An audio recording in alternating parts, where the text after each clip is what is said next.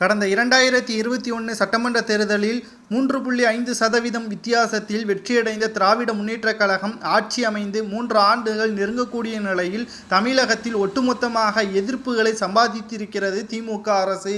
கிட்டத்தட்ட கோயம்பேட்டில் இருக்கக்கூடிய பஸ் நிலையத்தை கீழம்பாக்கத்தில் மாற்றப்பட்டு தற்பொழுது 6 மணி நேரம் மக்களை அவதிப்படுத்த வகையில் அமைத்திருக்கக்கூடிய இந்த அரசு தமிழகத்தில் தேவையில்லை என்றும் மக்கள் போராட்டத்தில் இறங்கியுள்ளனர். தற்பொழுது நீதிமன்றத்தில் வழக்கும் தொடங்கப்பட்டிருக்கக்கூடிய நிலையில் இடைக்கால தடை தற்பொழுது விதித்திருக்கிறது.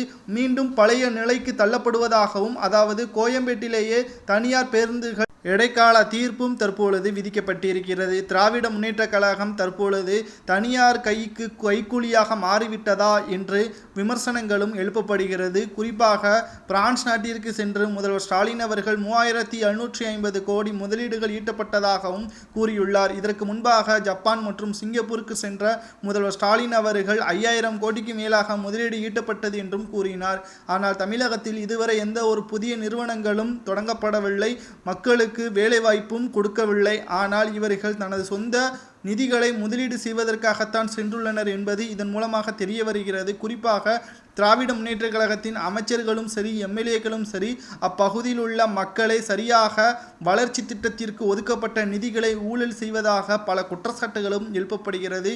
அண்ணாமலை அவர்கள் ஆளுநர் அவர்களிடம் புகார் ஒன்றையும் கொடுத்துள்ளார். தமிழக மக்கள் அனைவரும் சேர்ந்து ஆளுநர் RN ரவி அவர்களிடம் தமிழகத்தின் ஆட்சியை கலைப்பதற்கான புகார் மனு ஒன்றை கொடுத்துள்ளது மிகப்பெரிய அளவில் பேசும் பொருளாக மாறியிருக்கிறது. தமிழகத்தில் திமுக ஆட்சி எங்களுக்கு தேவையில்லை என்று மக்கள் அனைவரும் ஒன்று கூடி போராட்டம் நடத்தினால் திமுக ஆட்சி கலைக்கப்படுவதற்கு வாய்ப்புகள் இருப்பதாக தற்பொழுது சவுக்கு சங்கர் அவர்கள் இணையதளத்தில் கூறியுள்ளார்.